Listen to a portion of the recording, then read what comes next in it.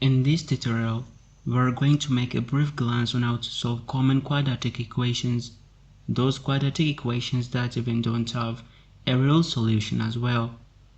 Please stick with me till the video ends. Let's dive in.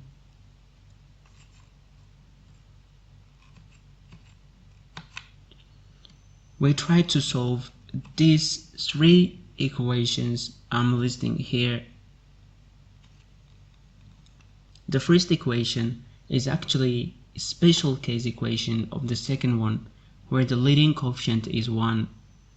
And the third equation, whereby the square of the coefficient of the second term b is less than the product of the coefficient of the leading term a and the constant c multiplied by 4, doesn't give us a real solution. However, we'll be looking at it at the end of the video. Let's look at this equation first. We do have two things to deal with, b and c. Let me zoom everything so that everything will go right and clear enough. Let's move the c to the right side of the equation, but this time it has to be multiplied by a negative sign. The method we're using is dubbed completing square method. So I'm going to divide the second term's coefficient by 2 and then square it. Yes. Oh, okay. So since I have added something that doesn't normally exist right in my equation, I must do the same thing to the right side of the equation. Now I simplify what I have to the right side of the equation to make everything neat. Okay, excellent. Now that everything's ready, I'll go with factorization. The constant to the left side of the equation can be decomposed, right? Okay. And the second term does too, of course. Let's get rid of this parenthesis because we don't need it right now. Our equation now has a beautiful looks. Anyway, let's factorize x and also the b over 2 thing from their respective expressions and combine them together. We're almost there. Take square roots. Move the constant to the right. Take the 4 out of the equation's quadratic square root, of course. Move it up. Combine everything. Yes, this is it. What a beautiful stuff it is. The best is yet to come though. The mother quadratic formula and also the equation of 8 is here. We got to apply the same technique we have been using for the former one. That means you don't have to worry just because there is a in front of the leading term. Let's move everything to the center and also the c to the right side of the equation. Okay.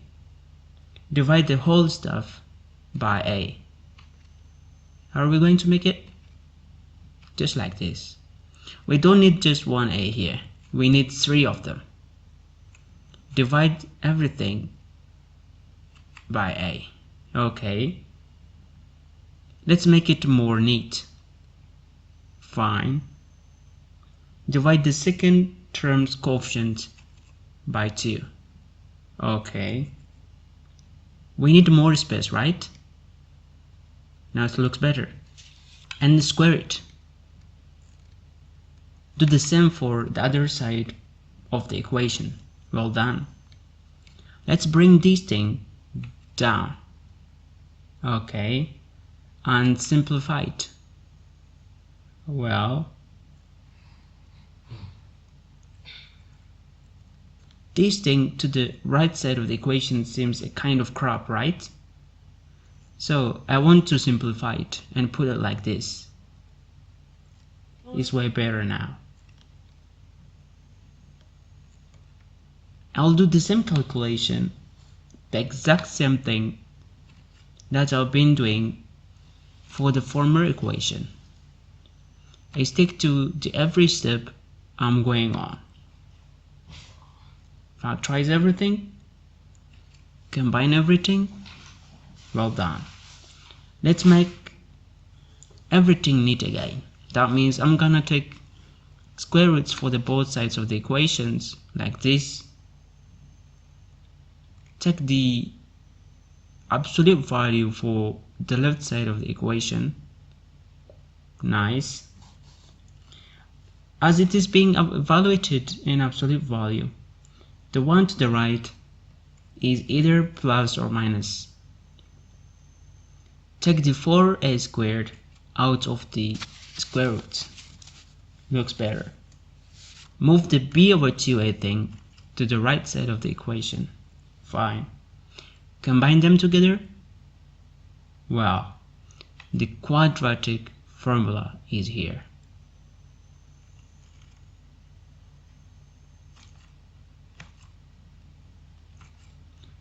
Eventually, we have this tiny cousin of our quadratic equation.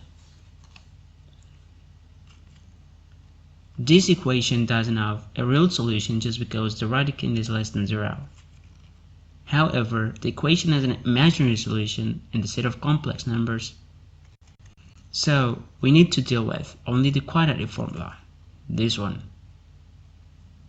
We don't need any further calculation just to arrive at the same thing, the same formula.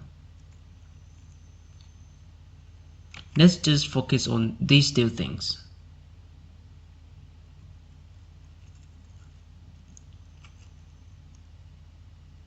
Okay, well, so because the radicand is less than 0, I can factorize negative out from the radicand and then place it just what I've placed right here. So let's just focus on this. Nothing here is new except the -1 in the square root. This -1 in the square root has special meaning, iota, which is represented by I. Let's arrange it again. Good. This is tiny but handsome cousin of the quadratic formula.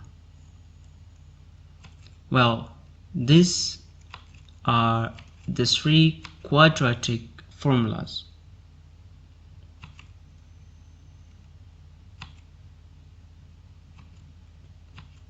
I hope you enjoyed my video.